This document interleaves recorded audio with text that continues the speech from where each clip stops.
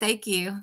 This is so cool. So, for those who are listening, this is Amanda Shore. She's an ADHD advocate, all right, mom of three, and an author. Here's her book. I bought it. I'm so excited. ADHD Chronicles 47 Years of Extra Explained.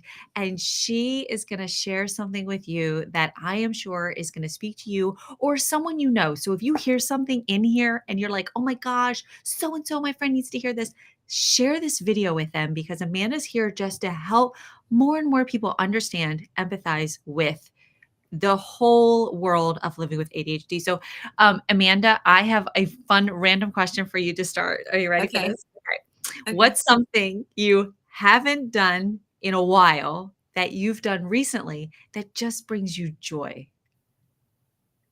This kind of thing.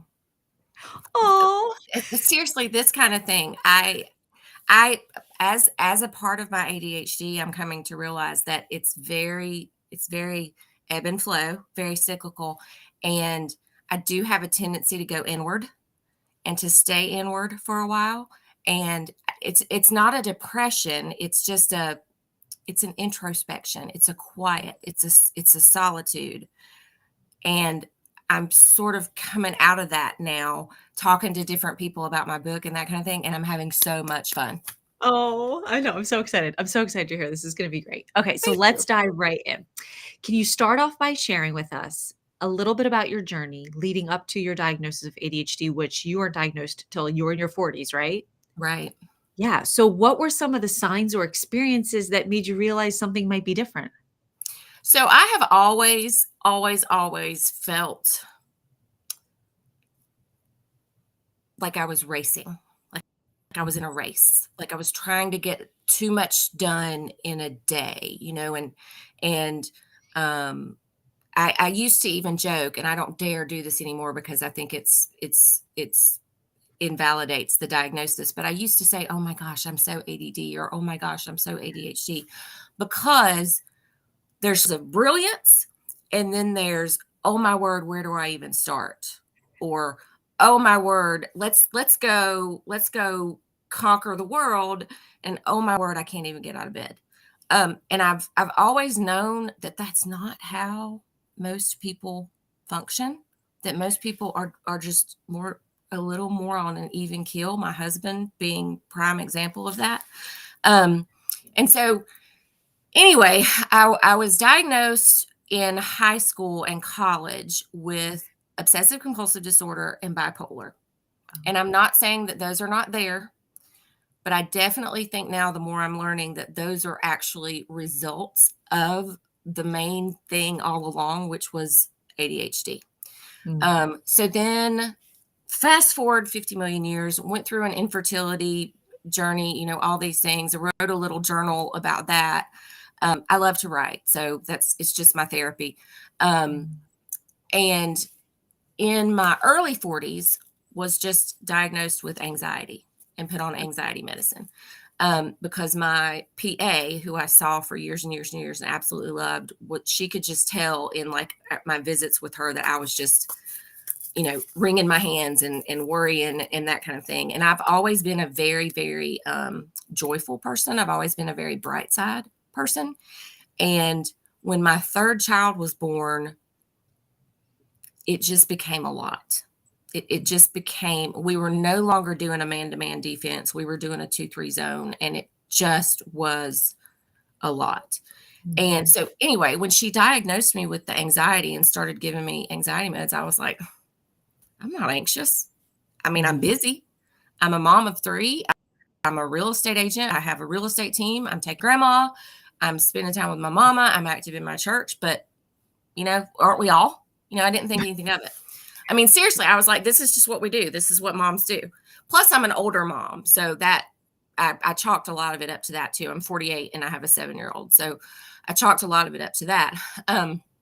Anyway, one night I'm at home and my baby boy is in the living room playing, and I started to feel like I was having a heart attack. And anyway, ended up calling ambulance, and I talk about this in the book. Ended up calling the ambulance, going to the hospital. The hospital was awesome. They kept me there several days, ran every test ever known to man, basically determined that nothing was wrong with me.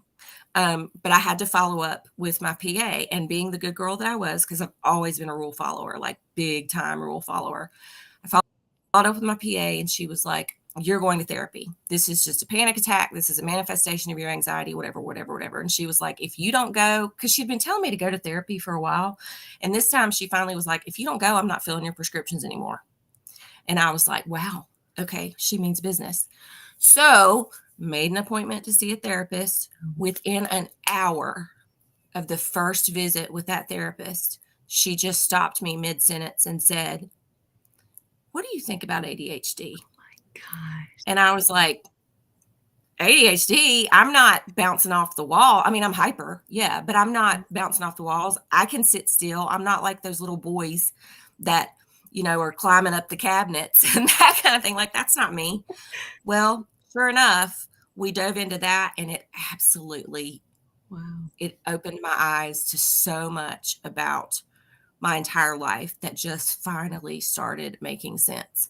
And the more I researched it, and of course, I went to Dr. Google for everything. The more I researched it, I realized that this is a very real thing, that there are so many undiagnosed and misdiagnosed women, especially, who are feeling crummy about themselves because they know that they're a little different, but they don't know why.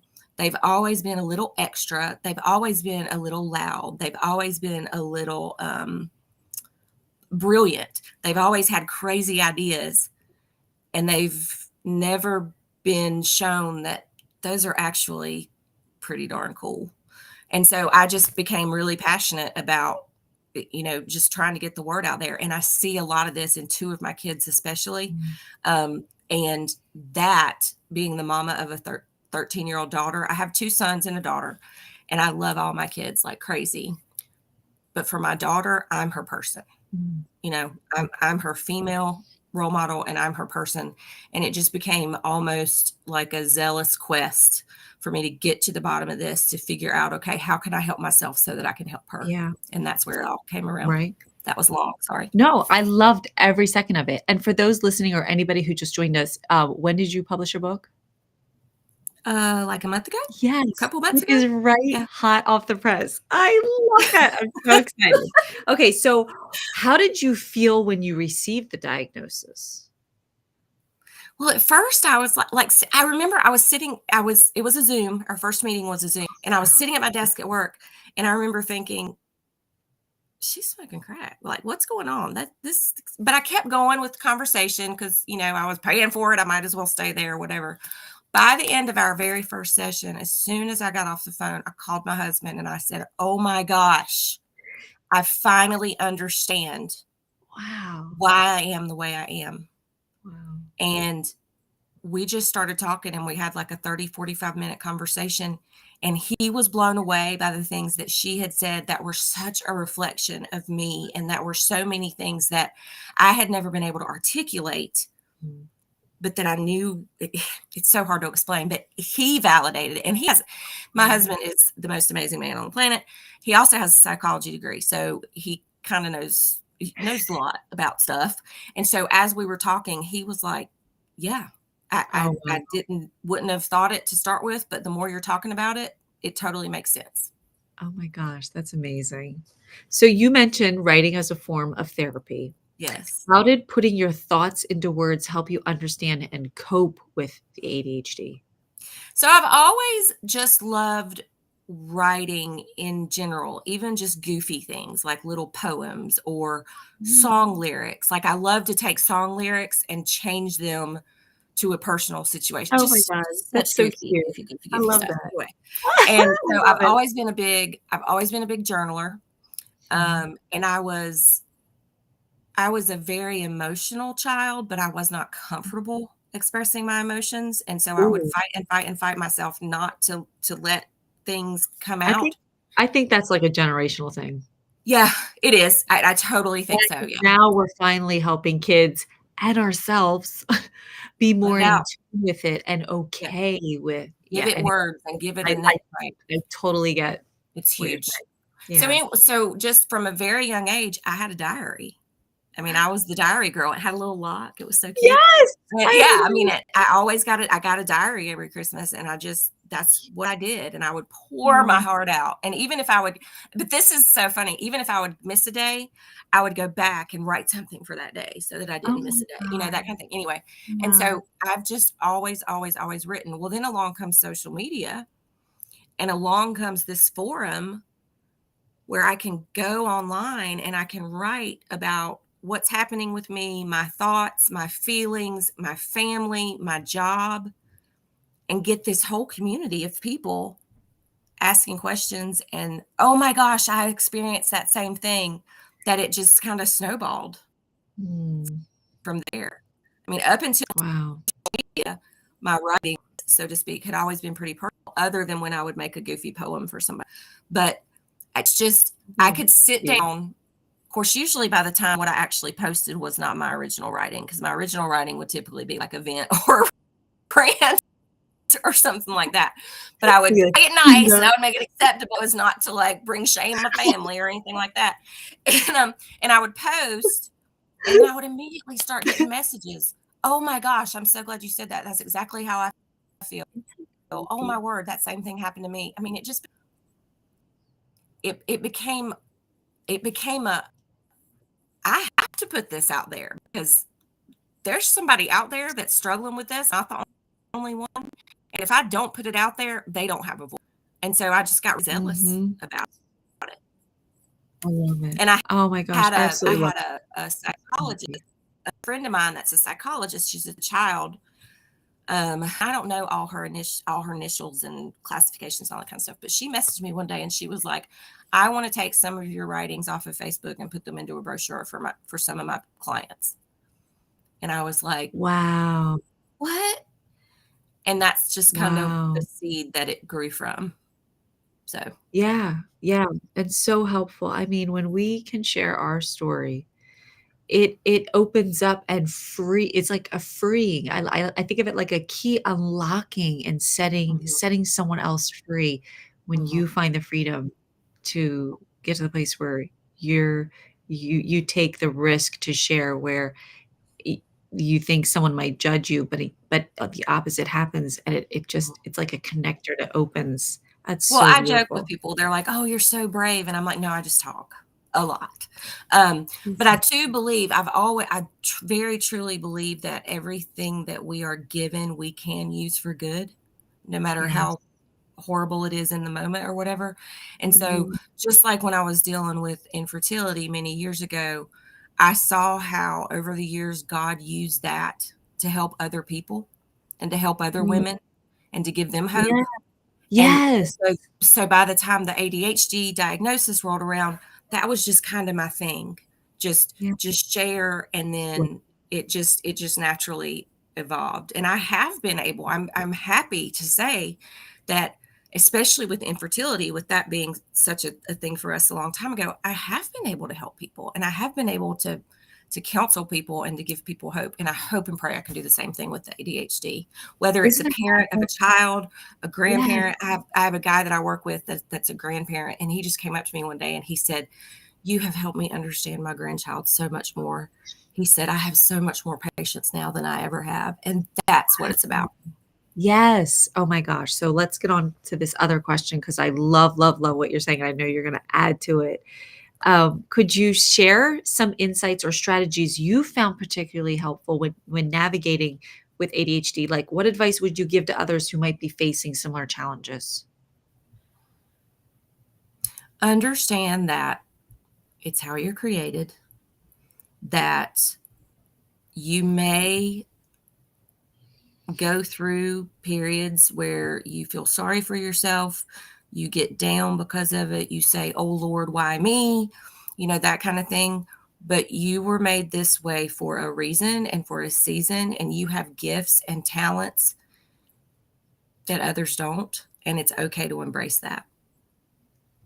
I love that. I was just reading And that recently it how took me yeah, 48 go years to ahead. get to that point. It took me 48 years to get to that point, to understand that I'm not everybody's cup of tea, and that's fine. But for the ones that feed off my energy and that love being around me because of my hashtag bright side persona and that kind of thing, that's good and that's okay. And I'm just going to shine. Yeah. And I was just reading recently somewhere where it was saying each of us, our voice is so unique. And as we share it, you have something that is only uniquely you. And that's so beautiful. And if we can get to that point where we can recognize that each of us has something so beautiful just by showing up, there is that beauty in each of us that can share and impart to the whole that just makes this world an amazing place that it can and continue to be in spite of all that is Yes. going on. I Yes. love that. Yep. As a mother, you mentioned your desire for children to receive support and understanding. How has your own journey with ADHD influenced your approach to parenting? And what advice would you give to parents supporting their child with ADHD? Wow. Okay. So there's a lot there. My one of my children is very pleased, very wants to know what's coming, wants to know what's happening, wants to be prepared for all scenarios. Needs to. I'm giving it away by saying I remember when she was little, she was like 3, and I would say, "Baby, put the plate. Pick up the plate and put it in the cabinet. This plate, yes, baby. This blue plate, yes, baby. This plate right here, yes, baby," because she was so afraid of messing up. And my awareness and diagnosis, and even back then before my diagnosis and understanding that I was a lot like that too, just made me so much more patient Wow. when Yeah. those things would come. Yes, baby, for the 17th time, that plate. The plate. Right, right, right. No, I'm just gonna take it for you. I'm I just didn't gonna handle it do it right every myself, time, but just made me right? So impatient.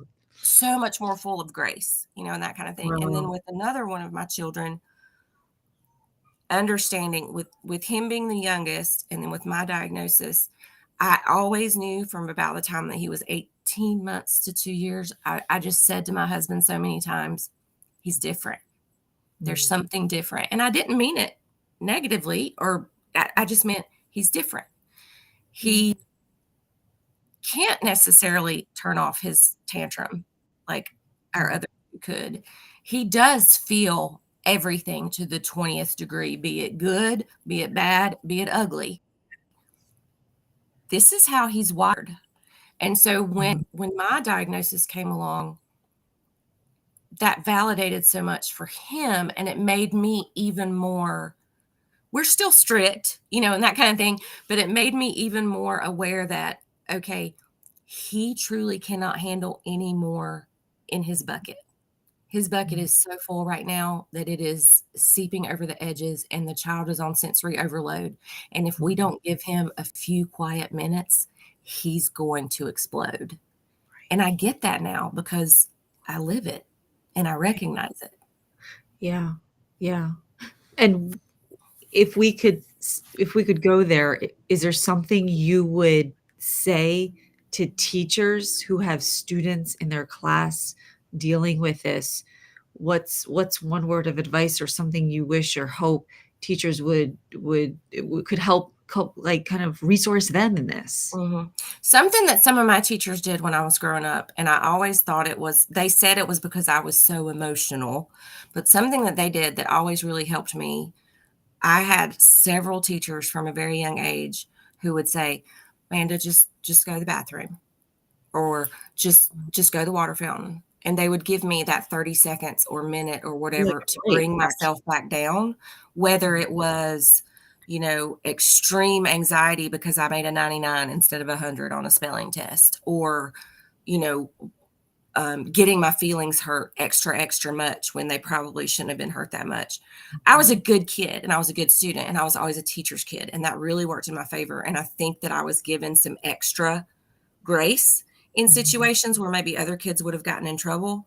I mhm, absolutely, hands down, think that that should be something that's just a part of the system, that there's like a quiet space or a cool down room or a cool down corner or mhm, something that a child, whether they're crying their eyes out because they're worried about something, or they're super mad because somebody's made them so mad, or they're, if I don't get some space, I'm going to explode.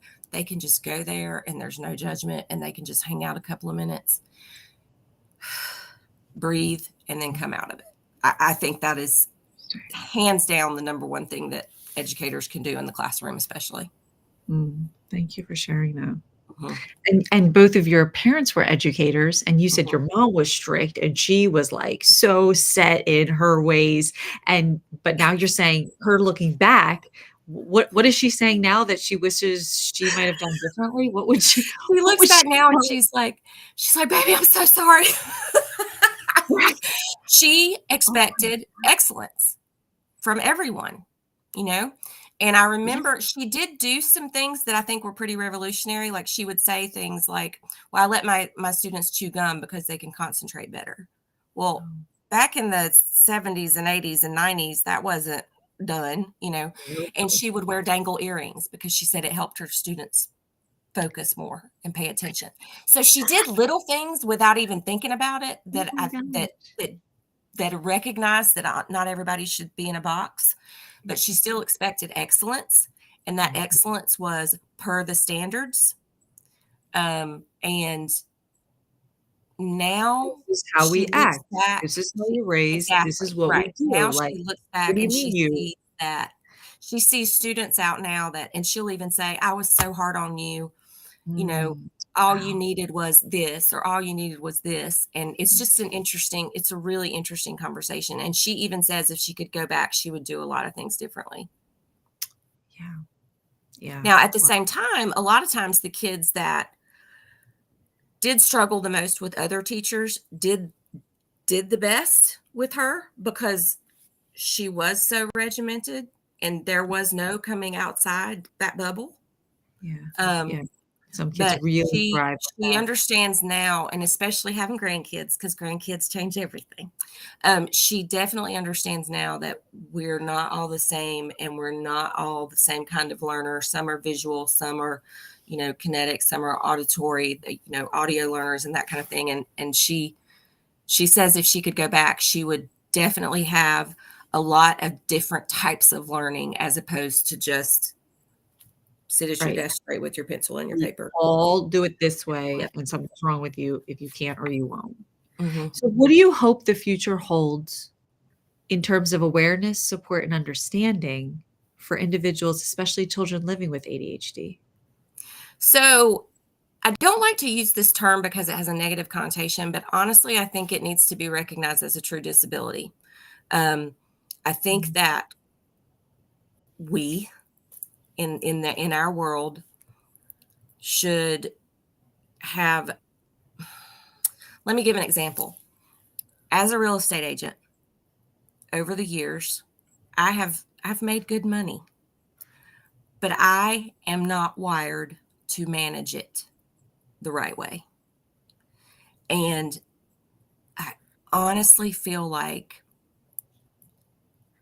there are accommodations or extra services or support or something like that that need to be out there to recognize that there's this whole segment of the population that can't just sit down at the end of the month and pay the bills and then live on what's left, because that's just not how they work. That's not how they function.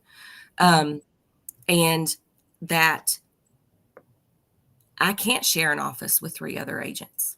I can't do that because I'll squirrel and I'll this and all that. And so I think it starts especially with children that, at mm. least from what I've seen, and I do think the tide is changing, but at least from what I've seen, it's not seen as such a negative, "Oh, we've got to calm him down," or, "Oh, she's so spacey."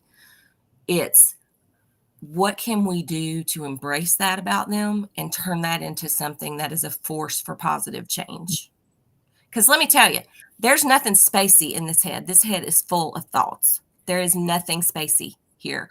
But because I'm often, and girls do that, I see this with women. I know I'm stereotyping, but there's, Mel Robbins said, with males, ADHD is more external, and with Mm, females, it's more internal. And that so resonated with me because our minds are going 90 miles an hour.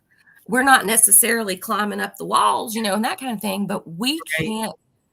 we can't fit in a coherent thought because we have so many thoughts swirling in our heads. Yeah. And I just want that to be seen as, okay, let's take Amanda and let's talk with her and help her give words to Mm. how she's feeling, what's going on in her mind, and let's see what kind of path we can perhaps direct for her that's going to play up to these things instead of trying to squash them and make her like everybody else. I love it. Or then you get dubbed the bad kid. Right. And Or the why hyper kid or the why loud should kid that be? or the Why should that mine was always, "You're so random." Yeah, I am. And now I know why. I mean, yeah. Yeah. And people would say that like it was a horrible thing. Well, that's also one of the reasons why people love to hang out with me, because I'm fun and I'm funny. And And I can put spontaneous. a positive spin on anything, and I can see through to the meat of the matter in a hot second. And that why is that bad? It's not. Yeah. No, exactly. So, what misconceptions finish us with a misconception that you think exists about ADHD and maybe how you hope your book might contribute to dispelling one of those myths? So one of the misconceptions that I'm starting to see now is just that, oh, that's the new diagnosis, Oh, yeah, you said, or oh, yeah, that's the new thing. we were talking about this earlier. And that drives me crazy. No, it's not new. It's just finally being recognized and finally being addressed and finally Yeah. being validated. It's been there all along, Mhm. but now we're talking about it.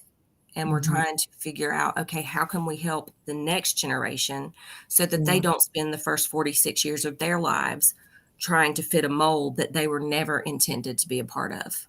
I get Right. real passionate talking about that. Yeah. And other thing is just, it's not the same for everybody. It doesn't manifest the same person to person to person. And you may be off the charts ADHD, and we may have this much in common, but we're still both Yeah. clinically correctly diagnosed Mhm. ADHD. So there's so many nuances and so much variation in the different Mhm. ways that it manifests. And I wish that people saw that. I wish that people understood that and recognized that. And instead of just assuming, oh, she's just trying to get attention, or oh, he's just oh boy, he's got too much energy, well, whatever, just saying no, Mhm. that's they're extra and this is their extra, and let's figure out how to make it work. And we miss what people are internalizing because we have it off and we haven't truly given it the space to say this is what it is and the place. So I think there's so much going on, like you said, like inside here. I mean, all the therapy that people need because of what they were told and what they think about themselves that is completely off because Mhm. of what you found and what you saw and now what has like come full circle makes sense. So yes, Well, and what that's people don't work get is that for if them. we are told, all children hear something negative at some point, but for those kids with ADHD and other things, it ingrains a little deeper. Mm, And it's even heavier baggage for mm, us to carry around. And that's one thing I'm working through with my therapist right now, is still carrying around baggage from, the 1% that I heard negative versus the 99% yeah, positive. I cling to the negative. But yeah, that's I know. how I'm wired. My brain is It's all or nothing. And when it sets on something, that's what yeah. it sets on. That's such a good point. That's such a good point. Such a great revelation. Well, I have enjoyed every moment of this. We're gonna have to come back on and do this again, I okay? know I rambled a lot. I'm sorry. No, I loved it. No, I loved it. I loved it, absolutely loved it. No, and I wanna come back on and talk again because someone's gonna listen to this. They're gonna listen to it now, and then people are gonna see and hear it, and at another stage, let's come back on. We'll do, like, an Instagram Live or something fun like Okay. that. I would And, love that. and how can someone find and follow you before we go? So I am on Facebook as just Amanda Key Shore, Key. My kids say that I'm old because I'm on Facebook. I'm on Instagram as Amanda Keyshore. And then TikTok. Oh gosh, My TikTok name is weird. It's No, it's what is it? How does she Amanda with ADHD in the middle, Shore _ realtor. I should have written that down so that I could tell you better. But just look up Amanda Key Shore, and if all else fails, look up Amanda Shore real estate agent, and you'll find me. That's awesome. And then I Thank can you so direct you much. where you need to go. Thank you so much, Amanda. I cannot wait to do this again soon. You're welcome. I hope